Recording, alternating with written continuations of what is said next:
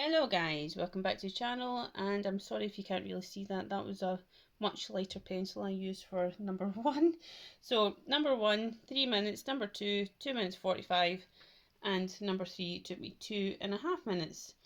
If you don't know what I'm talking about, then please let me know.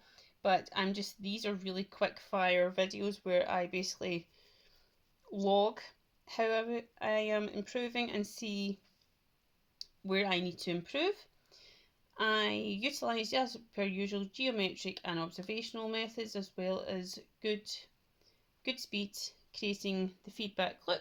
That's really important, the feedback loop, to create, to basically analyse your work really quickly.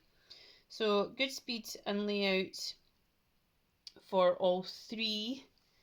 However, number 2 was slightly too wide in the nose. However, everything else was pretty much on point, and number 1 was slightly too long in the jaw. She did have quite full lips, hence why it is quite a full mouth, but her lips were really very voluptuous. So yeah, hence that. So good structure, and number 3 is actually the closest to the original reference photo.